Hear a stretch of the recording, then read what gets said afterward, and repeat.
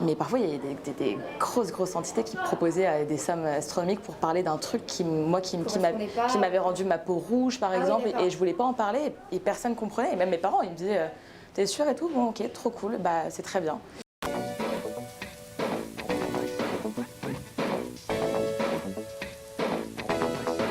Un, deux, trois. Bonjour Clara. Bonjour. Merci beaucoup d'avoir accepté notre invitation. Merci à toi.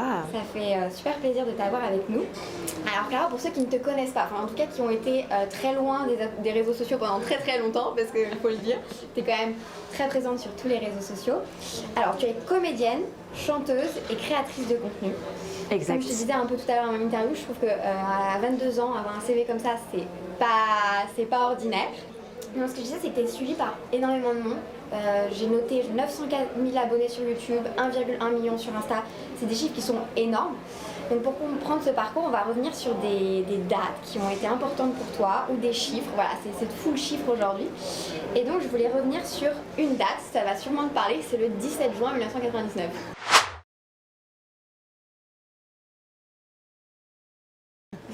C'est quoi comme Au date? début, j'allais me dire de quelle date on me parle. C'est le jour de ma naissance. Ouais, c'est ta date de naissance.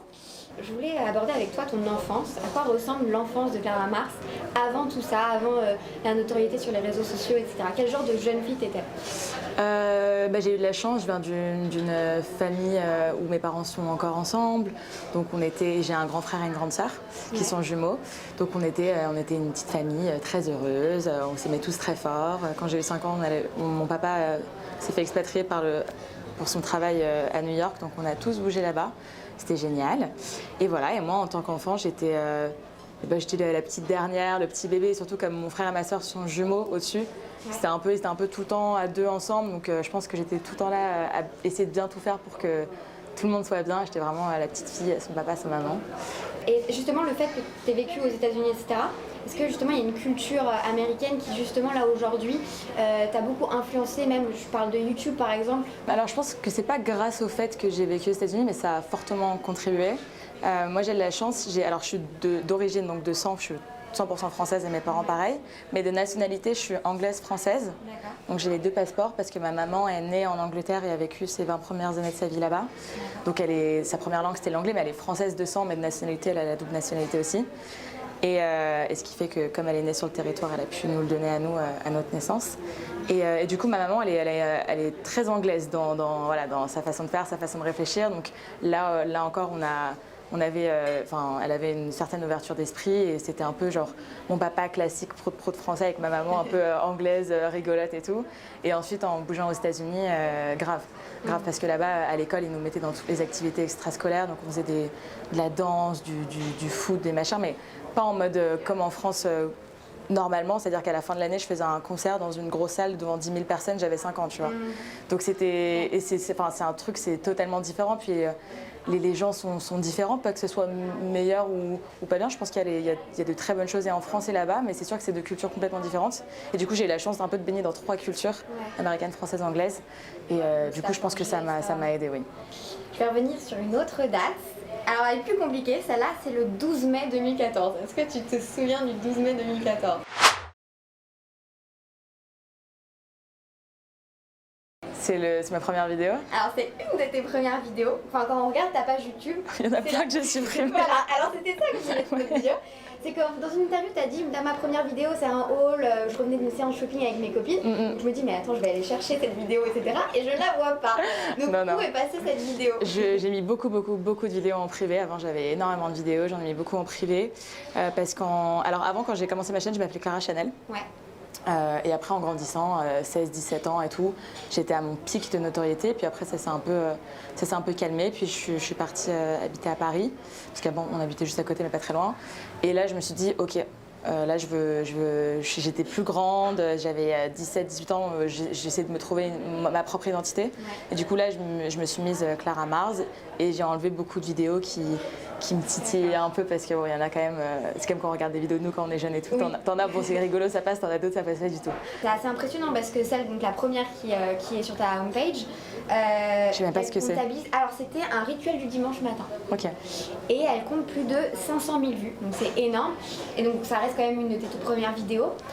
Est-ce que tu te souviens vraiment du jour où justement tu as posté ta première vidéo? Est-ce que tu t'attendais à tout ça? Et est-ce que la notoriété ou le nombre d'abonnés a décollé direct ou comment ça s'est fait?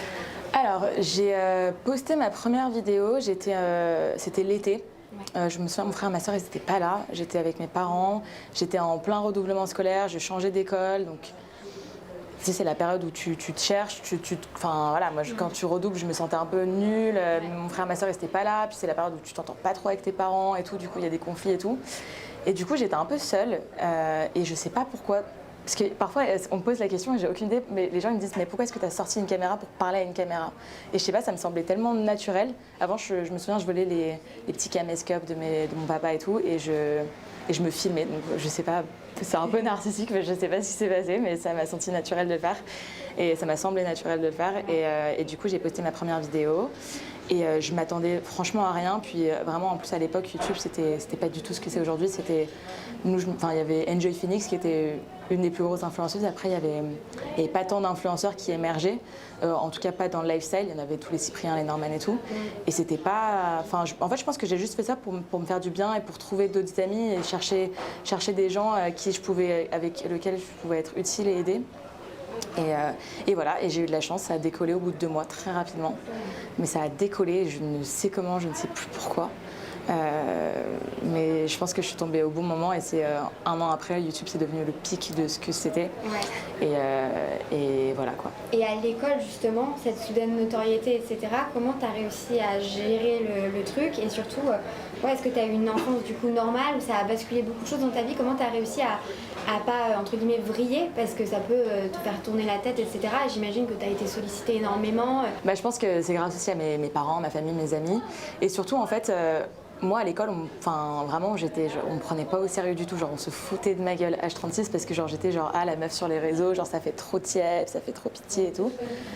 Donc en fait moi c'était comme mon activité extrascolaire, j'adorais faire des vidéos, c'était vraiment une petite passion et c'était ma petite bulle. Le soir, je rentrais chez moi, je me filmais, je montais la vidéo et hop, après je parlais, j'avais des échanges avec mes abonnés. Mais je restais quand même dans ma petite bulle et dans ma petite vie. J'allais à l'école, je m'engueulais avec mes parents. C'était plus une activité extrascolaire? C'était une activité extrascolaire et vraiment, moi, à l'époque, personne ne me prenait au sérieux. C'était une grosse blague et même à l'école, voilà, t'es ado, t'as plein d'histoires qui se passent à l'école, t'as plein de trucs. Je pense qu'on a tous vécu aussi des harcèlements, donc j'avais déjà 1000 problèmes. Donc en fait, je pense que c'est aussi ça qui m'a aidée en me disant que moi c'était ma petite bulle de bonheur le soir quand je rentrais chez moi, mais à côté j'avais quand même une vie normale d'adolescente et du coup j'espère ne pas avoir pris un mauvais chemin. Mais... Parce qu'en plus tu dis quelque chose qui m'a assez marqué par rapport justement à tout ça, c'est que tu dis heureusement que j'avais mes parents car j'aurais pu vite dériver, on vous parle d'argent, de contrat, on vous met des paillettes dans les yeux. Il y a vraiment des pièges à éviter justement. Ouais. Est-ce que tu as un exemple ou, Ouais, j'en ai. Alors, bon, déjà, légalement, j'étais obligée d'avoir mes parents avec moi en rendez-vous et on me parlait de contrat d'argent, j'avais 14-15 ans. Déjà, c'est pas légal en France, il faut que tu attendes d'avoir 16 ans. Donc, c'est ce qu'on a fait et ensuite... on te sort des sommes mais astronomiques, des contrats à 5 chiffres, des trucs, t'es là mais juste pour parler d'un produit et tout. Et en fait, là où j'ai eu de la chance, c'est que j'avais pas du tout la notion de l'argent. J'avais pas du tout la notion de l'argent et j'avais pas... Et donc c'est ma maman qui passe, ils avaient ma maman au téléphone et tout, donc je pense aussi qu'elle me donnait les bonnes informations et pas les mauvaises. Et je suis trop fière de moi, mais vraiment, je suis vraiment restée sur mes directives en mode si j'adore ce produit et que j'adore cette marque, je vais en parler, il n'y a pas de souci, avec plaisir et tout. Mais parfois, il y a des grosses entités qui proposaient des sommes astronomiques pour parler d'un truc qui m'avait rendu ma peau rouge, par exemple, et je voulais pas en parler et personne ne comprenait. Et même mes parents, ils me disaient t'es sûre et tout? Bon, ok, trop cool, c'est très bien. Et ouais, mais je pense qu'à l'époque, tu vois, et d'un côté, heureusement, mais j'avais pas du tout la notion des chiffres, de l'argent, ce que ça représentait pour certains. Et donc, c'est ce qui m'a aussi un petit peu aidée, mais c'est vrai que ça peut être très dur. Et oui, après, il y a des gens, évidemment, eux, c'est leur boulot. Donc, eux, derrière, ils veulent te mettre plein de paillettes dans les yeux pour après, eux, avoir peut-être plein d'argent ou plein d'opportunités via toi. Et ce qui est normal, c'est le business et tout, mais quand t'as 14 ans, même mentalement, t'es pas formé comme quelqu'un de 30 ans, 40 ans qui t'approche et qui te vend plein de trucs. Et voilà, et moi je me souviens, j'avais un gros projet musique qui devait se faire et j'ai dû arrêter l'école pour me mettre au CNED, donc c'est l'école à la maison. Et en fait, il est tombé à l'eau, ça s'est jamais fait, mais on m'avait promis maintes et maintes trucs. Du coup, dans ma famille, on avait changé plein de trucs. Ouais, ça avait mis un vrai impact sur ta vie. Et ça, c'est un des trucs parmi plein d'autres, tu vois. Ouais. Mais ouais, du coup, et ça, mes parents, c'est le truc qu'ils regrettent le plus, je pense, c'est de m'avoir laissé. Enfin, d'avoir fait ça parce qu'au final, ça n'a pas aboutit à rien. Etc. Et elle te conseille sur les thèmes abordés dans tes vidéos, parce que tu abordes quand même beaucoup de choses. Enfin, j'ai noté que tu racontes ta vie, ton quotidien, tes passions, t'as la mode, le chant, récemment tu as fait une vidéo avec Porsche, on te voit découvrir un peu cet univers-là. Dans d'autres vidéos tu abordes des sujets un peu plus sérieux, tes doutes, tes angoisses, et même tu donnes des conseils. C'est comment tu choisis les thèmes que tu vas aborder dans tes vidéos? Est-ce que tes parents ont un regard là-dessus? Ou c'est vraiment intime et que c'est toi qui choisis? Enfin, voilà, tu postes quand tu veux ou est-ce que tu te cadres et tu dis il faut que je poste une vidéo tous les... voilà. Comment... Non, je pense que vraiment je poste quand je veux. Déjà parce qu'avant à l'époque j'étais à l'école et tout, donc c'était vraiment mon activité extrascolaire. Après YouTube j'ai un peu délaissé pendant un moment donné parce que ça me correspondait plus, je me retrouvais plus dans la plateforme et tout parce que ça avait énormément changé. Et il y avait énormément de compétition, c'était rentré vraiment dans un business en fait et ça j'aimais pas du tout parce qu'avant moi c'était mon échappatoire plus qu'autre chose. Tu voyais pas ça comme un vrai travail entre guillemets, il n'y avait pas de monétisation à l'époque j'imagine? Non, alors ça arrivait rapidement, je devais avoir 15 ans et demi quand ça a commencé. Mais bon, même, c'est un peu bullshit, hein, tout ce qu'on raconte des je ne sais combien d'euros par vidéo et tout, ça dépend en fait si t'es dans un network ou pas, dans une agence, dans un machin, dans un truc. Moi qui étais tout seul, et en plus j'adorais mettre plein de musique dans mes vidéos, donc je monétisais quasiment rien. Mes parents non, évidemment, ils donnent des avis parfois quand je fais des vidéos qui sont un peu plus lourdes ou quoi. Je leur montre avant en leur disant est-ce que ça vous semble bien, correct et tout. Ils disent ah génial et tout, fais attention peut-être à ça. Il aurait fallu le reformuler différemment, mais non, c'est moi qui choisis tout et je sais pas. Je sais pas, c'est comme. C'est trop bête, hein, mais par exemple, si tu postes une photo Insta et que tu penses à une caption, ça devient juste tout seul et t'en mode, ce serait cool par rapport à cette photo et cette tenue et machin. Bah, c'est pareil, parfois je me réveille, je me dis, ce serait trop cool de parler de ce sujet ou de faire ça et tout. Et donc tu te lances et ça. Je vais te passer à une troisième date, le 3 avril 2016.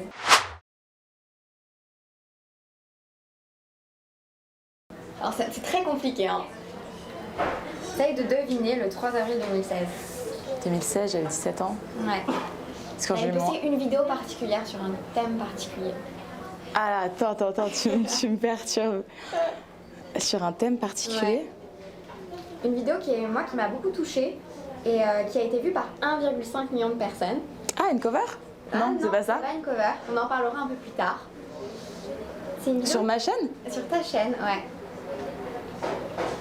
C'est un sujet qui est commun, je pense, à beaucoup de youtubeurs, etc. C'est une vidéo que tu as intitulée Je lis vos méchants commentaires. Ah oui, oh là là. Ouais. Ce qui est assez fascinant et intriguant, c'est que tu apparais au début de la vidéo tout sourire, etc. Et tu sais très bien que tu vas lire des commentaires qui sont critiques, etc. Mais tu parais un peu poker face, ou je sais pas comment, tu gardes ton sourire tout le long.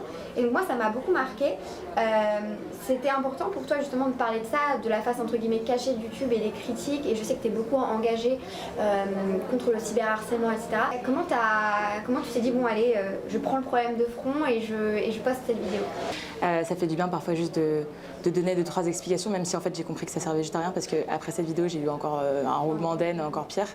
Mais après il y a toujours eu plus d'amour que de haine, quoi qu'il en soit. Et après moi j'ai été une des premières au tout début, donc forcément ça...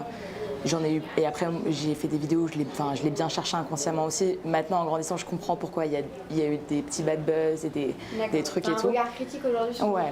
Ouais, et puis il faut en rigoler. Tu regrettes que tu aurais fait? Alors je regrette pas parce qu'à l'époque c'était moi et qu'il faut pas avoir de regrets, mais j'en ai vachement, j'ai grandi et j'en ai vachement appris surtout. Il y avait plein de commentaires pas très sympas mais qui étaient super constructifs et t'apprenais en fait et tu disais mais en fait moi je partage ça mais peut-être que d'autres gens ne vivent pas du tout ce que... Et on n'a pas la même chance et tout, donc il faut que je le fasse plus subtilement. Donc en fait, non, ça m'a grave appris. Tu as même remis un prix à l'Elysée, c'est quand même pas commun justement. Est-ce que tu te sers maintenant de la forte communauté que tu as autour de toi, quand on regarde ces chiffres, 1,1 million, 900 000 abonnés, etc., est-ce que tu visualises le nombre de petites têtes qui te regardent derrière, etc. Alors, ce chiffre est énorme, donc est-ce que tu arrives à te le matérialiser concrètement? Pas du tout. Non. Bah alors comme je disais, j'ai pas du tout la notion du chiffre, mais genre donc dans l'argent, dans les abonnements, même quand tu me mets dans un stade et que je te demande combien il y a de place, ou genre à Bercy, je suis incapable de comprendre qu'est-ce que la différence entre 4 000 et 40 000. Donc j'étais pas très forte en maths non plus, donc j'ai pas toute la notion un petit peu comme ça. J'estime que je suis super chanceuse d'avoir une communauté et depuis longtemps, ça fait bientôt 9 ans que je suis dans ce petit monde et ma communauté elle a évolué avec moi. Et il y en a plein où parfois je reçois des DM trop mignons en mode mais je te regardais dès que j'avais 14 ans, on a grandi ensemble et tout et il n'y a rien de plus beau et j'ai eu la chance d'être très consciente à l'époque aussi que je pouvais aider des gens. Et comme je disais, même dans mon enfance, j'adorais me sentir utile et savoir que je puisse aider les gens. Et du coup, et même moi, j'étais à l'école et je passais par du harcèlement et du cyberharcèlement, donc c'était important d'en parler. Et moi, ça m'a aussi guérie. Et voilà, j'ai eu la chance de remettre un prix à l'Élysée avec M. François Hollande, qui était le président à l'époque. Je ne sais pas si on est apte à en parler, etc. C'est les troubles du comportement alimentaire. Et moi, ça m'a beaucoup touchée parce que moi-même, j'ai eu un trouble du comportement alimentaire. J'ai été très très maigre à une époque. Et ça, tu en as parlé récemment. Comment tu as senti le besoin de t'exprimer sur ce sujet? Et est-ce qu'aujourd'hui, tu sais à quoi c'est dû, tout simplement?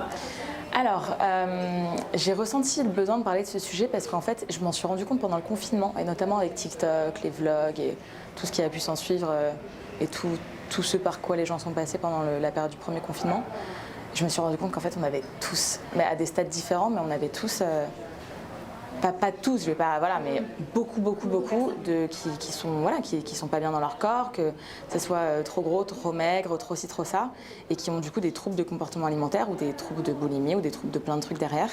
Et vraiment, je pense qu'on était un peu tous conscients que chacun avait ses complexes et tout, mais ça m'a vraiment tapé. Je me suis dit, mais en fait, on est tellement dans des cas un peu où c'est grave, quoi. C'est un poison pour son cerveau. On est emprisonné dans nos propres pensées noires et tout, et ça peut aller très loin et ça peut pourrir une vie.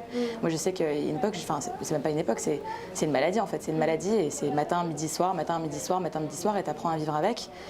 Mais ça fait du bien en fait, je pense, de savoir qu'il y a beaucoup d'autres gens qui le vivent aussi et on entend des conseils d'autres et tout. Moi sur TikTok j'adore, je regarde plein de jeunes femmes qui donnent plein de conseils à d'autres gens et tout. Et c'est super inspirant, donc c'est là où je me suis dit, et je me sentais aussi prête d'en parler parce que justement j'ai eu la chance de voir à peu près plein de spécialistes et des médecins pour comprendre d'où ça vient, parce que je comprenais pas qu'il fallait juste comprendre d'où ça vient, et ça vient de mon enfance bizarrement. Moi qui pensais que ça allait venir du collège ou quoi. Ça vient de mon enfance parce que mon frère et ma soeur sont jumeaux. Et moi, ma maman, elle attendait un jumeau aussi avec moi. Elle a fait une fausse couche de mon jumeau et je suis née toute seule. Et du coup, je l'ai toujours su et tout, tu vois. J'ai pas trop eu l'impression que ça m'ait impactée. Mais en fait, ça vient un peu de là et de du coup toujours vouloir être parfaite pour tout le monde et être bien et tout. Et après, au-delà de ça, donc il y a eu la puberté, et après chacun a une morphologie différente. Et moi, mon frère et ma soeur, qui sont plus âgés, ils sont minces, sont super bien foutus. Genre vraiment, ma soeur c'est une Victoria's Secret alors qu'elle bouffe du Nutella comme ça, genre trop de chance. Il y a toujours des gens comme ça qui se goinfrent et qui... Ah non, mais les deux ils sont genre au top, et moi j'étais là genre c'est une plaisanterie. Ça ne se fait pas. Ça ne se fait pas. Et du coup, et ça a mis, et pareil, tu vois, bon voilà, tu me remets dans le contexte, à l'école, le harcèlement, le machin, la famille, les parents, le truc et tout, et t'es pas bien du tout, quoi. Et je me sentais vraiment pas bien, et ça a déclenché des gros troubles énormes, et je pense que c'est une maladie qui va me rester toute ma vie. Et après j'ai des rechutes, par exemple pendant le confinement j'ai eu une grosse rechute.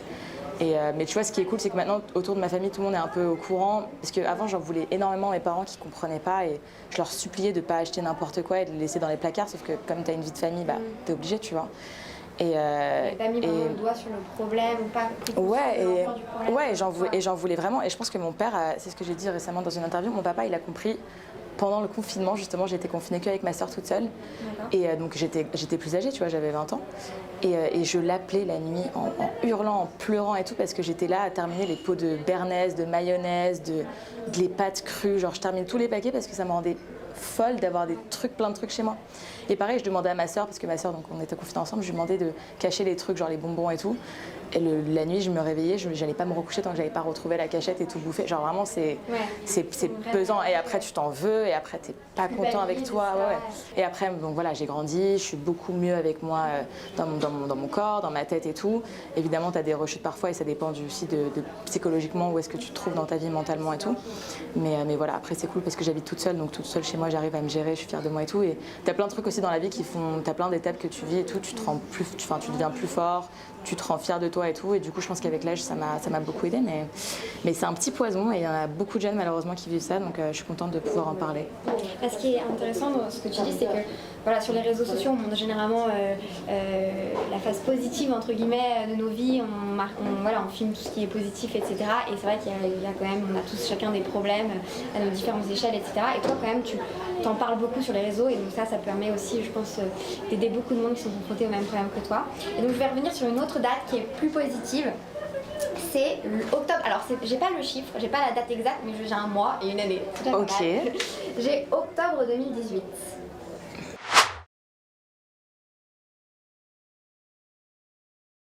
Alors là, c'est très compliqué. Alors là, j'ai aucune idée. Précise, mais j'ai pas.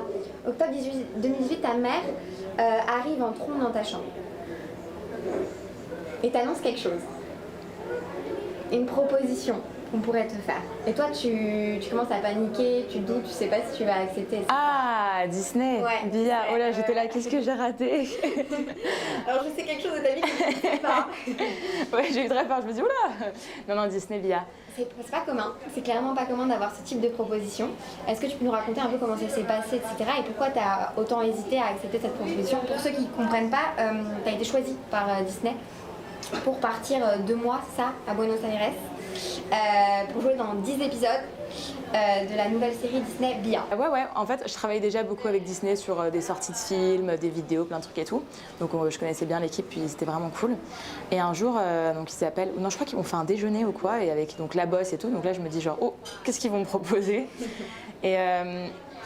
Et donc il m'explique que donc il y a une série qui s'appelle Bia, qui est la suite. Donc il y a eu Violeta, ouais. Soy Luna et Bia, dans les mêmes studios, la même ville et tout. C'est un peu une trilogie, c'est un peu la suite. Et donc on m'explique, donc c'est une série qui est tournée en Argentine, qui est full espagnole, mais qui est un peu après visible dans le monde entier. Et on me dit, oui, on te veut pour chanter, danser et parler espagnol. Et tu pars 2 mois toute seule à l'étranger. Ouais. Et donc moi je me dis, oulala. C'est quoi ce truc? C'est quoi ce truc? En plus c'est la période où genre je venais d'emménager à Paris, j'étais bien, j'avais plus l'école et tout, donc je rentrais dans une période stable avec tous mes copains, et vraiment avec nos copains on était comme ça et tout. Et donc je me suis dit, mais en fait le premier truc, je me suis dit, c'est hors de question que je parte 2 mois à l'étranger, parce que je vais pas être avec les gens que j'aime et je vais être toute seule, et j'étais incapable d'être toute seule, incapable. Donc je me suis dit, oula non, et après ma mère elle me dit, mais Clara, mais genre c'est génial, c'est super et tout, tu sais chanter, tu peux apprendre une langue, c'est à l'autre bout du monde et tout. Et moi j'étais là, mais en fait je comprends pas, j'ai pas fait de casting, ils savent pas comment je joue, ils savent pas comment je chante, ça se trouve mes covers je les pitch, on sait pas. Et j'étais vraiment, je pense que j'avais tellement pas confiance, et je croyais tellement pas que je pouvais faire ça et de me voir aussi à l'autre bout du monde. En fait il y avait tout qui était mélangé, et dans le pro je me croyais incapable de pouvoir, parce que c'est gros, Disney, on a baigné dans ça, tu vois, donc je me disais, mais la grosse blague, genre vraiment je vais être une grosse blague si je joue dans ça.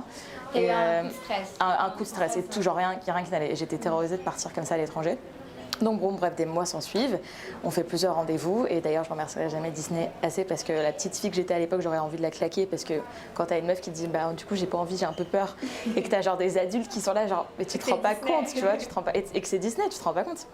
Et je me souviens, j'en avais parlé à très peu d'amis, et j'en avais parlé que à 2 amis. Et il y en a un qui m'a dit oh non et tout, non pars pas, j'ai pas envie que tu partes et tout. Donc pareil, donc moi j'étais en mode bah voilà, je suis pas folle, mon pote aussi il pensait la même chose et tout.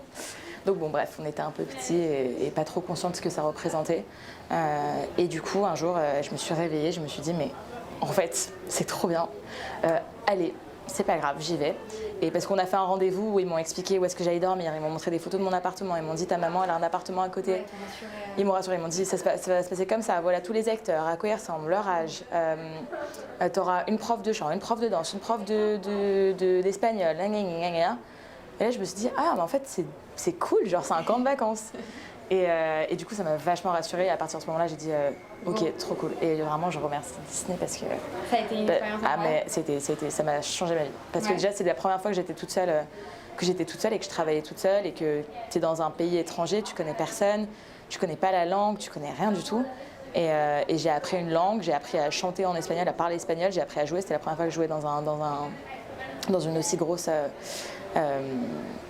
production série. Et bref, tout a collé et je crois que j'ai jamais été aussi heureuse de ma vie que là-bas. C'était vraiment un rêve et je me suis découverte et c'est la première fois que j'étais fière de moi. Parce que tu devais chanter, enfin c'était Tu devais chanter, danser, apprendre l'espagnol et tout ça. J'ai eu 10 jours sur place, 7 jours sur place où je pouvais pas travailler, le temps de faire les papiers, les machins, les trucs. Et donc là, j'ai fait des cours de chant vite fait en espagnol, sur la prononciation et tout. Et bref, et en fait, il m'avait laissé 2 semaines pour enregistrer en amont toutes les chansons. Ouais. Et après, tout le reste, c'était pour tournage. Parce que tu enregistres les chansons en amont au studio. Bon, après, tu as enchaîné plein d'autres collaborations, etc. Donc, c'est compliqué de revenir sur tout ce que tu as fait. Donc, je vais vraiment revenir à la dernière date marquante. Alors, c'est une date qui est un peu plus liée à une passion. C'est juin 2021. Donc, en plus, c'est très récent.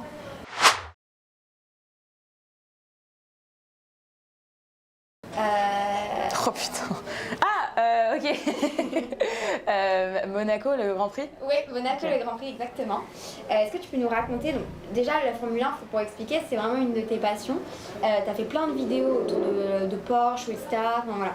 Donc tu conduis très très bien. Donc bravo à toi. C'est gentil. Parce que c'est compliqué d'avoir son permis. Et du coup, est-ce que tu peux nous raconter un peu comment ça s'est fait et pourquoi cette passion t'est venue, etc.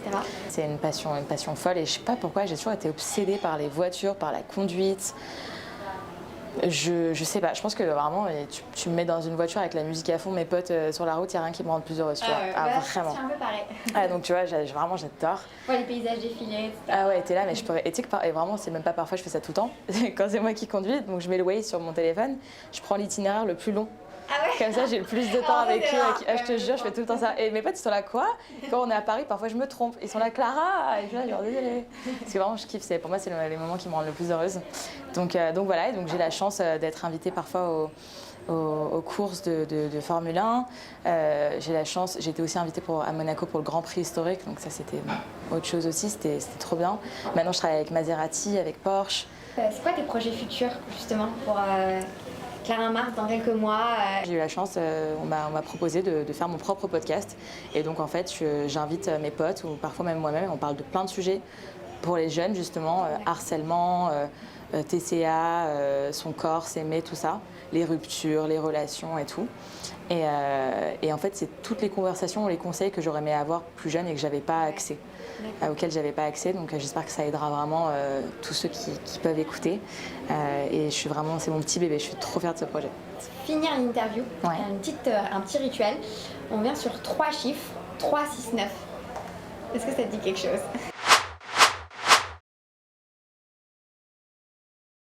« 3, 6, 9. Moi, c'est mes chiffres préférés. Ouais. C'est bon. Je me suis dit, il y a un truc que j'ai pas compris là. Comment tu sais? Je sais pas, parce que je sais tout. Mais t'as cherché au fin fond d'internet pour trouver ça. Oh là, je sais même plus où j'ai dit ça, genre. Alors pourquoi ce sont tes chiffres porte-bonheur? Alors, le 3, c'est vraiment le seul chiffre mon chiffre préféré. Je sais pas, ça m'a toujours parlé. Chez moi, on est 3, je suis la petite dernière. Le 3, il y a une histoire de triangle, je sais pas, j'ai toujours été obsédée par le 3, c'est mon petit chiffre porte-bonheur. Le 6, c'est devenu ensuite, du coup, 3 plus 3, 6.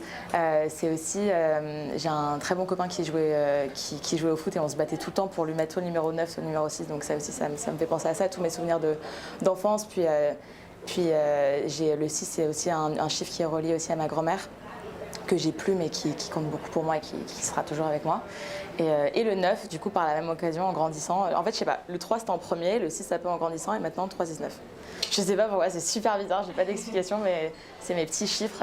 Tu vois, quand je joue au loto, je suis butée, je mets toujours 3, le 6, le 9. T'es superstitieuse ou... Alors franchement, je sais pas si j'y crois pas, mais je suis butée, donc voilà. Merci beaucoup Clara. Merci à toi. Accepté cette invitation, c'était un plaisir d'échanger avec toi. Merci donc, beaucoup. Vraiment merci. Merci à toi.